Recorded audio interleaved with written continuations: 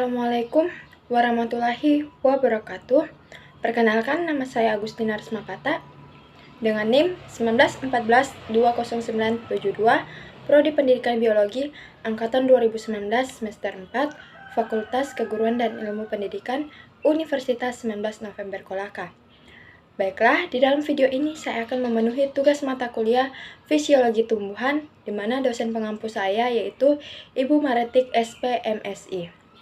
Baiklah, di sini saya akan membahas tentang sistem respirasi pada tumbuhan. Baiklah, yang pertama saya akan membahas tentang pengertian sistem respirasi secara umum dulu, di mana respirasi adalah suatu proses pembebasan energi yang tersimpan dalam zat sumber energi melalui proses kimia dengan menggunakan oksigen. Respirasi bisa juga diartikan sebagai reaksi oksidasi senyawa organik untuk menghasilkan energi. Energi ini digunakan untuk aktivitas sel dan kehidupan tumbuhan seperti sintesis atau anabolisme, gerak pertumbuhan dan perkembangan. Energi kimia yang dihasilkan dari proses respirasi adalah energi kimia dalam bentuk ATP atau senyawa berenergi tinggi lainnya, seperti NADH dan FADH. Respirasi juga menghasilkan karbon dioksida yang berperan dalam keseimbangan karbon di alam. Di sini saya akan membahas tentang respirasi tumbuhan, di mana respirasi tumbuhan adalah suatu proses di mana tumbuhan menyerap molekul yang terdapat di udara untuk menghasilkan air, karbon dioksida, dan energi yang dibutuhkan tanaman untuk tumbuh dan berkembang. Respirasi pada tumbuhan diketahui terjadi di pagi dan malam hari, saat tumbuhan tidak melakukan fotosintesis. Bisa pula dikatakan bahwa 100% proses respirasi juga terjadi pada saat tumbuhan berfotosintesis. Proses respirasi pada tanaman melibatkan penggunaan gula yang dihasilkan selama fotosintesis serta oksigen untuk menghasilkan energi bagi pertumbuhan tanaman. Dalam banyak hal, respirasi merupakan kebalikan dari fotosintesis. Di lingkungan alami, tanaman menghasilkan makanannya sendiri untuk bertahan hidup. Kita masuk dalam proses dan tahapan respirasi pada tumbuhan. Yang pertama, penyerapan O2 dari alam. Tahapan ini adalah proses di mana terjadi penangkapan atau penyerapan gas oksigen dari alam. Tumbuhan ternyata memiliki kemampuan ini juga, meskipun mereka hanya membutuhkan CO2 saja pada saat melakukan fotosintesis. Yang kedua, mobilisasi gas dan penyerapan O2, di mana pergerakan gas-gas pada tumbuhan akan terjadi pada proses ini, di mana pada tumbuhan proses ini dinamakan difusi. Mungkin tepat pula dikatakan bahwa pada proses ini tumbuhan mulai melakukan pertukaran gas lama dengan gas baru di tubuhnya. Di proses ini tumbuhan juga melakukan memasukkan O2 ke dalam selnya. Selanjutnya, pertukaran CO2. Difusi Selanjutnya, pertukaran CO2. Di sini terjadi difusi lagi, di mana ada proses pelepasan O2, sedangkan CO2 yang dihasilkan akan diserap oleh tubuh tanaman itu sendiri. Berbagai sel di tumbuhan akan menikmati proses ini sebagai penunjang hidup mereka.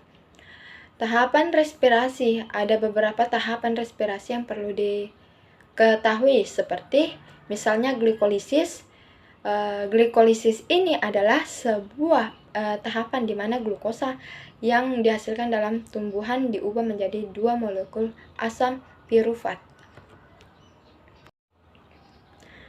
Baiklah, kita masuk dalam macam-macam respirasi.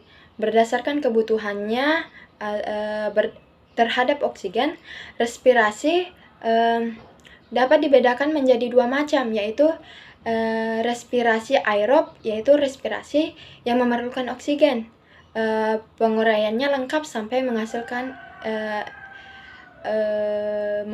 energi, karbodioksida dan uap air. Terus yang kedua, respirasi anaerob, yaitu respirasi yang tidak memerlukan oksigen, tetapi penguraian bahan organiknya tidak lengkap. Respirasi ini jarang terjadi, hanya dalam keadaan khusus saja. Kita masuk dalam faktor-faktor yang mempengaruhi respirasi. Yang pertama, faktor internal. Faktor internal merupakan faktor yang berasal dari dalam tubuh tumbuhan itu sendiri, seperti jumlah plasma dalam sel. Jumlah plasma dalam sel, jaringan-jaringan meristematis mudah memiliki sel-sel yang masih penuh dengan plasma dengan viabilitas tinggi, biasanya mempunyai kecepatan respirasi yang lebih besar daripada jaringan-jaringan yang lebih tua, di mana jumlah plasmanya sudah lebih sedikit. Jumlah substrat respirasi dalam sel. Terjadinya substrat respirasi pada tumbuhan merupakan hal yang penting dalam melakukan respirasi. Tumbuhan dengan kandungan substrat yang sedikit akan melakukan respirasi dengan laju yang rendah pula. Sebaliknya, tumbuhan dengan kandungan substrat yang banyak akan melakukan respirasi dengan laju yang tinggi. Substrat utama respirasi adalah karbohidrat. Yang selanjutnya, umur dan tipe tumbuhan. Respirasi pada tumbuhan muda lebih tinggi dari tumbuhan yang sudah dewasa atau lebih tua. Hal itu dikarenakan pada tumbuhan muda jaringannya juga masih muda dan sedang berkembang dengan baik. Umur tumbuhan juga akan mempengaruhi laju respirasi. Laju respirasi tinggi pada saat perkecambahan dan tetap tinggi pada fase pertumbuhan vegetatif awal, atau di mana laju pertumbuhan juga tinggi dan kemudian akan menurun dengan bertambahnya umur tumbuhan. Yang kedua, faktor internal, di mana faktor internal adalah faktor yang berasal dari luar sel atau lingkungan terdiri atas yang pertama suhu. Pada umumnya dalam batas-batas tertentu kenaikan suhu menyebabkan pula kenaikan laju respirasi. Kecepatan reaksi respirasi akan meningkat untuk setiap kenaikan suhu sebesar 10 derajat Celcius. Namun hal ini tergantung pada masing-masing spesies tumbuhan. Perlu diingat, kenaikan suhu yang melebihi batas minimum kerja enzim akan menurunkan laju respirasi karena enzim respirasi tidak dapat bekerja dengan baik pada suhu terlalu tinggi. Selanjutnya, kadar O2 udara. Pengaruh kadar oksigen dalam atmosfer terdapat kecepatan respirasi akan berbeda-beda tergantung pada jaringan dan jenis tumbuhan. Tetapi meskipun demikian, makin tinggi kadar oksigen di atmosfer, maka makin tinggi kecepatan respirasi tumbuhan. Selanjutnya, kadar CO2 udara. Semakin tinggi konsentrasi karbodioksida diperkirakan dapat menghambat proses respirasi. Konsentrasi karbodioksida yang tinggi menyebabkan stomata menutup sehingga tidak terjadi pertukaran gas atau oksigen tidak dapat diserap oleh tumbuhan. Pengaruh hambatan yang telah diamati para pada respirasi daun mungkin disebabkan oleh hal ini. Terus yang selanjutnya, kadar air dalam jaringan.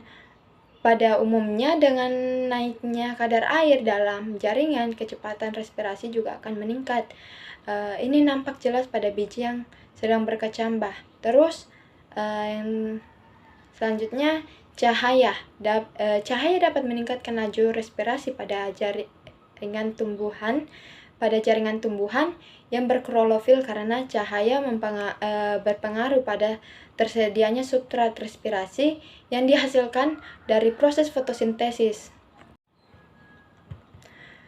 Selanjutnya, luka dan stimulus mekanik, di mana luka atau kerusakan jaringan atau stimulus mekanik pada jaringan daun menyebabkan laju respirasi naik untuk sementara waktu, biasanya beberapa menit hingga 1 jam. Luka memicu respirasi tinggi karena 3 hal, yaitu yang pertama, oksidasi senyawa fenol terjadi dengan cepat karena pemisahan antara substrat dan oksidasenya dirusak. Yang kedua, proses glikolisis yang normal dan katabolisme oksidatif meningkat karena hancurnya sel atau sel-sel hingga menambah mudahnya substrat dicapai enzim respirasi. Terus yang ketiga, akibat luka biasanya sel-sel tertentu kembali ke keadaan sistematis, diikuti pembentukan halus dan penyembuhan atau perbaikan luka. Terus yang selanjutnya, garam-garam mineral. Jika akar menyerap garam-garam mineral dalam tanah, laju respirasi meningkat. Hal ini dikaitkan dengan energi yang diperlukan pada saat garam atau ion diserap dan diangkut. Terus keperluan energi itu dipenuhi dengan kenaikan laju respirasi. Fenomena ini dikenal dengan respirasi garam. Selanjutnya, zat yang menghambat proses respirasi. Berikut beberapa jenis zat yang mengganggu proses respirasi pada tumbuhan. Yang pertama, lodoasetat, yang kedua, fluorida, ketiga, cyanida, keempat, klorofrom, kelima, aseton, dan ester. Sekian materi yang saya sampaikan, lebih dan kurangnya mohon dimaafkan jika ada salah dari tutur kata saya. Mohon dimaafkan jika ada juga yang saya lebih-lebihkan dari pemaparan materi saya. Mohon dimaafkan. Saya akhiri dengan terima kasih banyak. Wassalamualaikum warahmatullahi wabarakatuh.